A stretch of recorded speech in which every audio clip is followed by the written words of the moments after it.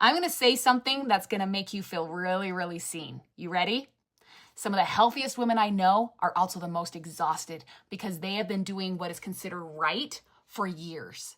They eat clean, they work out, they count their calories, they do the newest diet, they push harder, they have more discipline, and yet they are exhausted. Their hormones are completely off, they're gaining weight, they're sleeping but not waking up refreshed, they're craving sugar, and they're looking at themselves thinking, what is wrong with me and why isn't this working? And I want you to hear me, okay?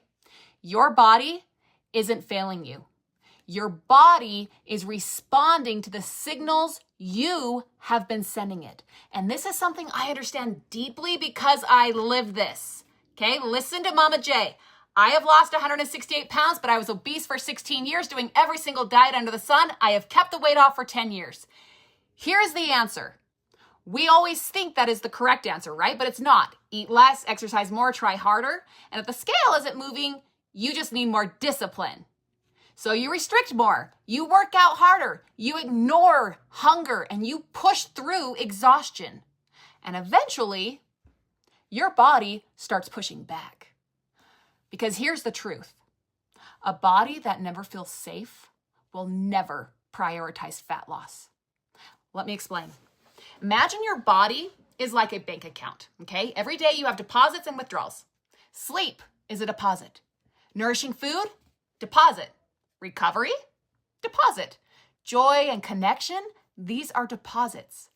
But stress, this is a withdrawal. Hard workouts, withdrawal. Poor sleep, big withdrawal. Chronic dieting, massive withdrawal.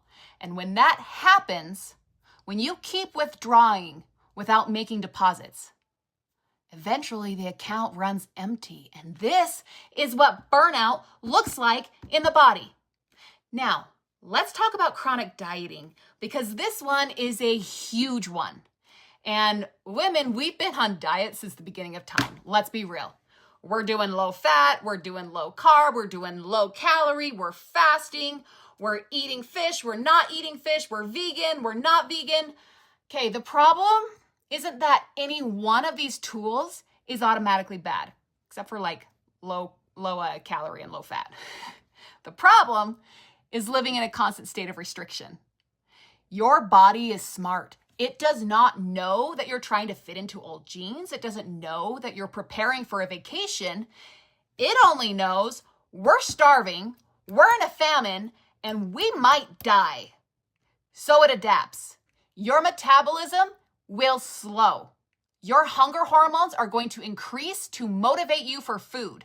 Your cravings increase. You search for high carb, high sugar foods. Your thyroid downregulates because you're starving. You don't need luscious hair, glowing skin, or body heat regulation. No. We need the bare minimum because we're trying to survive. Your body becomes really efficient at holding on to energy. Not because your body is broken, because your body is trying to protect you. Its single focus is to keep you alive, even if that means you might now resemble a balding rodent. It does not care. Now, let's talk about exercise, because I love movement. Strength training is one of the most powerful things women can do for their hormones, metabolism, and aging. Yes, but here is where we get it wrong.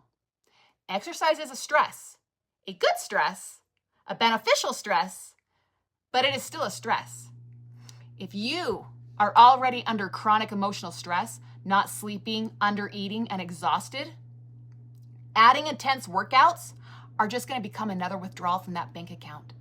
So when I see women doing, high intensity workouts every day, long cardio sessions, or 2 workouts a day, eating 1,200 calories, drinking coffee instead of breakfast, only small, teeny, tiny little meals, and then wondering why their body feels like they're dying, they can't think straight, they have anxiety, and they're gaining weight even from a salad. Your body isn't fighting you. It's asking for recovery. And recovery is where the magic happens. Muscle doesn't grow during the workout. It grows when you recover. And your hormones don't balance when you're constantly pushing. They balance when your body finally gets the message, we are safe. This is why I talk so much about nervous system regulation, because your body does not separate emotional stress from physical stress. A stressful job, a difficult relationship, financial pressure, poor sleep, an intense workout, a calorie deficit, your body adds it all into the same stress bucket. And eventually, that bucket overflows. Now, this is where some tools like peptides can become very, very interesting. Not because they replace the basics, but because they may support recovery when the foundation is already there. Okay? CJC 1295 without DAC and ipamorelin. These are peptides that are discussed for supporting growth, hormone signaling, which plays a role in recovery, muscle repair, sleep quality, and tissue regeneration. Think of it like giving your body's repair crew better instructions, okay? MOTS-c, this is another fascinating peptide because it supports mitochondrial function and metabolic flexibility. Think of your mitochondria as like your cell's batteries. And when those batteries work better, your body will become better at creating and using energy.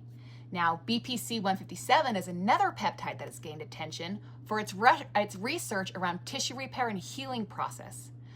But here's what I want you to understand. No peptide can fix a body that is constantly being depleted. You cannot out-supplement burnout. You cannot outwork exhaustion. And you cannot punish yourself into healing.